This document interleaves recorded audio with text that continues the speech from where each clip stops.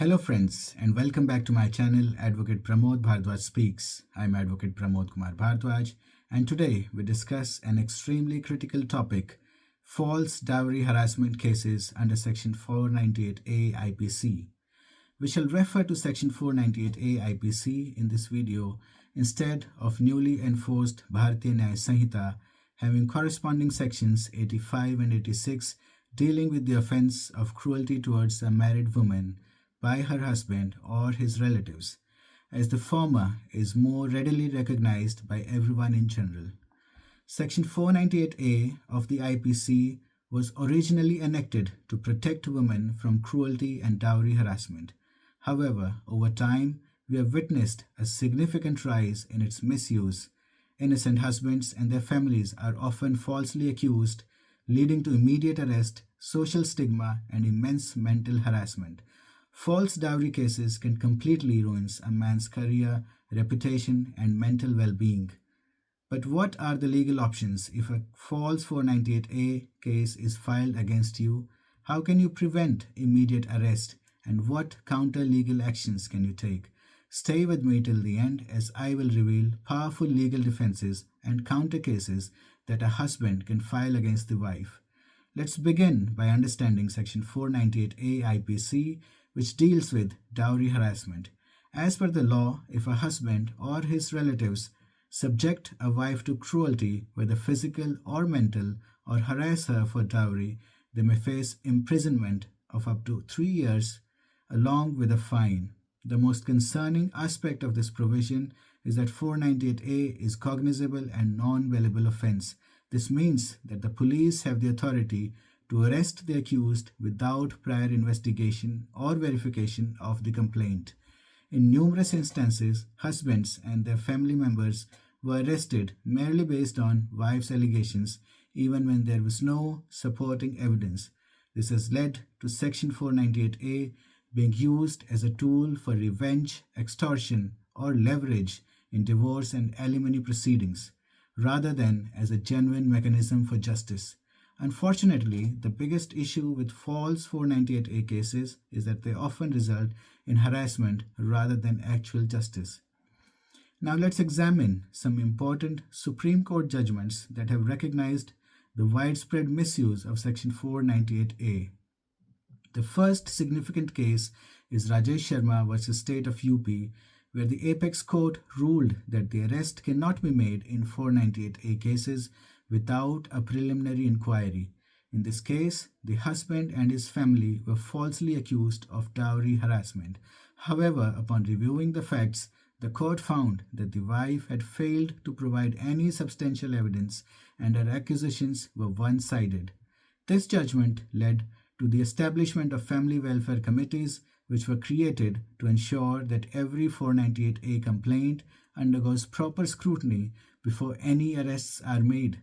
The key takeaway from this judgment is that if a false 498A case is filed against you, you must demand a proper investigation before any action is taken, as immediate arrest is now prohibited. Another landmark case is Arnesh Kumar versus State of Bihar, which further strengthened protections against arbitrary arrests under Section 498A. In this case, the husband was arrested without proper investigation or any substantial evidence solely on the basis of his wife's accusations. The Supreme Court ruled that in all 498A cases, police must first issue a notice under Section 41A of the CRPC and conduct a proper inquiry. Arrests without following this procedure are now considered illegal unless the police can justify strong and valid reasons for immediate detention. If you ever find yourself in a situation where the police attempt to arrest you in a 498A case without issuing a notice or conducting a preliminary inquiry, you can seek legal relief based on this Supreme Court judgment. The next case that highlights the importance of evidence in 498A cases is Chitresh Kumar versus State. In this case, the husband produced WhatsApp conversations as evidence where the wife herself had mentioned that she was voluntarily leaving the marital home. This directly contradicted her later claims of cruelty. Upon reviewing the evidence, the Delhi High Court ruled that since the wife had willingly left the house, 498A charges were not applicable and the case was quashed. This case underscores the importance of digital evidence, such as WhatsApp messages, emails, and call recordings, which can play a crucial role in disproving false allegations. Now, let's discuss legal strategies that can be employed to defend against a false 498A case.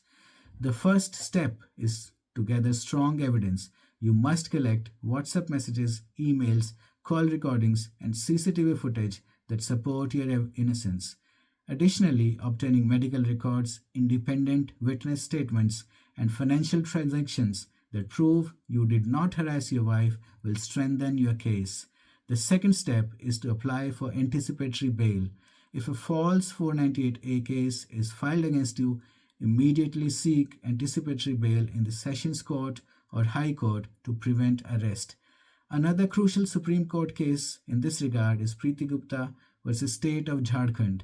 In this judgment, the Supreme Court observed that a significant percentage of 498A cases result in acquittal due to lack of evidence. The court therefore directed lower courts to carefully scrutinize such cases before approving any arrests. This case is essential because if your case is based on false evidence and false allegations with no substantial proof, you can file for quashing the FIR in High Court under Section 482 of the CRPC.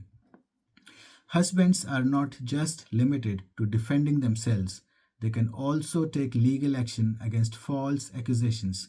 There are several counter cases that a husband can file against his wife. If false allegations damage your reputation or career, you can file a civil defamation suit for compensation and damages or initiate a criminal defamation case under Section 500 IPC. If the wife has deliberately lodged a false complaint, you can file a case under Section 211 IPC for false accusations.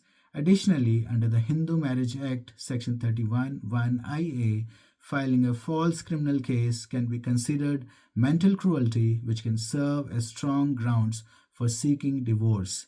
In many instances, a wife files multiple cases against the husband in a city different from the husband's hometown or place of residence or place of work solely to harass him and make him travel repeatedly for legal proceedings. This is a common tactic to inflict maximum inconvenience. However, a husband can adopt the same strategy and file all his counter cases against the wife in his own city. This forces the wife and her family to travel and endure the same hardships, which often brings them to the negotiation table much sooner than expected. Friends, false 498A cases can be devastating, but the law is on your side. If you are facing such allegations, act quickly and consult a lawyer. Proper legal action and strong defense strategies can protect you from unnecessary harassment and safeguard your rights.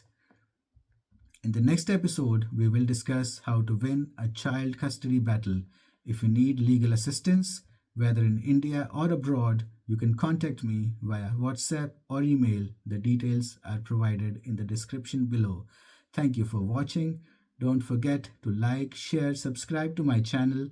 This is Advocate Pramod Kumar Bhardwaj signing off. Until next time, stay informed, stay protected, and stay safe.